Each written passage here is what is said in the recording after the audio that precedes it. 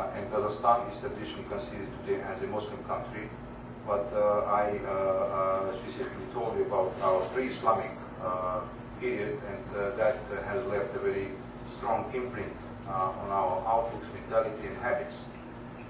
One single example I will give you to understand what was the result of the merger.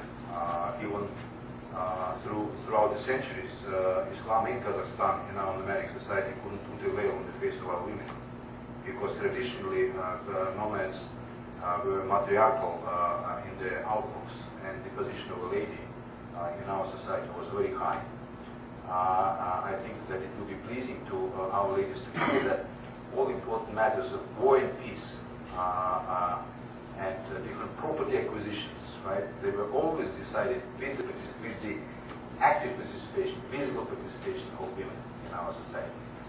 Therefore, of course, our ladies were very proud, and they didn't have any reason to close their very handsome, beautiful faces from others. And they were proudly marching through the hordes of nomads, who were, of course, full of respect to our ladies. Then came the period of when the Russian Empire, Tsarist Russia, has expanded greatly, and since 17th century we became part of the Russian Empire. It was a soft colonization.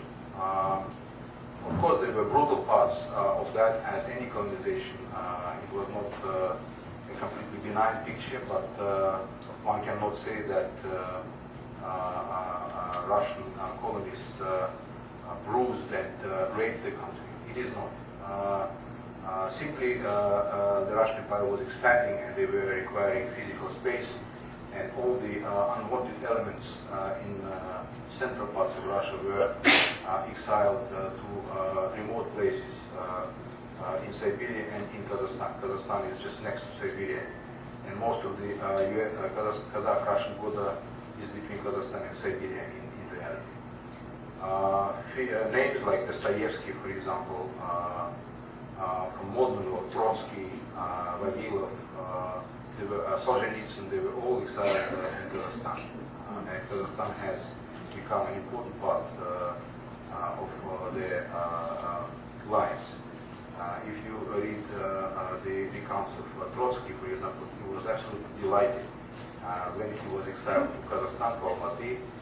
He was writing back to his friends in Moscow, saying how fantastic is the hunting near Almaty. He was enjoying his time in Almaty, of course, before his deadly departure to his Mexican final destination. The Soviet period came with the Bolsheviks, and that also brought huge changes.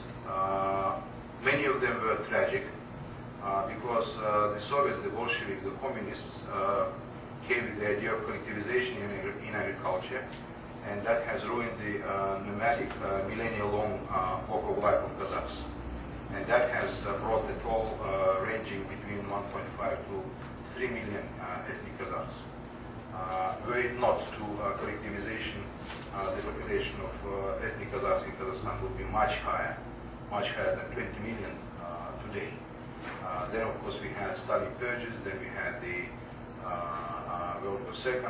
In our part of the world, it was called the Great Patriotic War.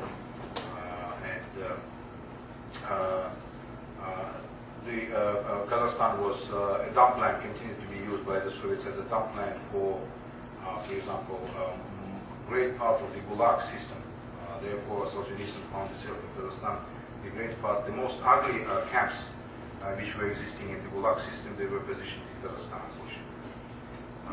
For example, in the near the present capital, Astana, was one of the most ugliest camps. It was dubbed in Russian Algiers, type of Algeria, but it is an abbreviation from Russian, which stands for the Akmolin's camp, for the Lager Zhon is meaning Akmolin's camp for the wives of the betrayers of the motherland. So the wives of those who were encamped by Stalin in other camps, the males were encamped in males' camps, and their wives and their kids, they were brought in absolutely inhuman conditions in that camp. Of course, the 20th century is full of these tragic failures, but we in Kazakhstan do not want to paint history only in black. We take the history as it is. And the Soviet past also brought a number of benefits and actually through a tragic break of the nomadic local life, we were forced throughout the entire the Soviet Union industrialization effort. And Kazakhstan, being rich with many resources, of course, was the site of the development of mining industry and everything related to mining industry. Literacy, of course, was the major drive in the former Soviet Union, and that is one of the brightest advantages of the Soviet legacy. Kazakhstan now boasts 99.7% literacy. It's much higher. It's in part higher than in this country. The literacy rate in the entire Soviet Union actually is very high. It's almost 100%. And we have to thank the Soviet schooling system, education system, which was very strong in its essence. Kazakhstan inherited, when it became independent in 1951, that situation. We were one of the weakest elements of the former Soviet Union. We were used as the raw material appendix for the western part of the Soviet economy, where manufacturing and value-added capacity was amassed. And we were an important supplier of raw materials, and we also were a strong agricultural producer. I will come to that later, but the starting point, starting conditions for Kazakhstan were awesome, and very few people actually were betting for Kazakhstan. Many people were saying that we are going to die and collapse and are going to be subject to the division between the bigger neighbors, Russia, China, etc. So those were the expectations. Of course, the economy was in collapse. The entire population was in chaos with the breakup of the Soviet Union, because within the Soviet Union we were one of the underdeveloped parts, and we didn't have any institution in local capacity in many areas of life. Foreign policy, for example, defense, many other things, many other important things for the state, for an independent state, were non-existent completely, and there was no culture, no institutions, no capacity, no human resource in that. So this also added to this very dim focus for Kazakhstan, that we are going to disappear as a nation, as a land. But we didn't. We are now, my assistant wants to say something. I'm taking too long or what? Or I'm saying some wrong things maybe? Can hear me? Sorry. Actually, nothing interesting. Usual eyes of ambassador. As someone said, that the ambassador's job is to tell unpleasant things in the most pleasant way. So basically, I continue to lie that we became successful.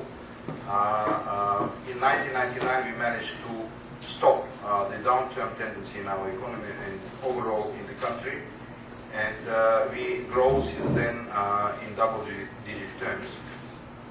When you speak about Kazakhstan, you have to, there are a number of elements. Economic side, within the economy you have energy, of course. Then you have the internal political structure and internal growth, political growth. Of course you have foreign policy and regional politics. And of course you have our relations with the West. Briefly on all these elements, and then we'll go to Q&A session. On the economic side, we have taken many unpopular steps initially. We decisively, the leader, formed the government of reformists, and he has chosen the way of liberal economic development. That was something new. As I said, there were no institutions, no theory, no practice, and no capacity to do things like that. There was, of course, the advice of the IMF and the World Bank, but these guys were not also having any experience of transforming from centrally planned economy to a market economy, and everything was in theory. And they were sitting here in Washington, D.C., completely detached from realities over there.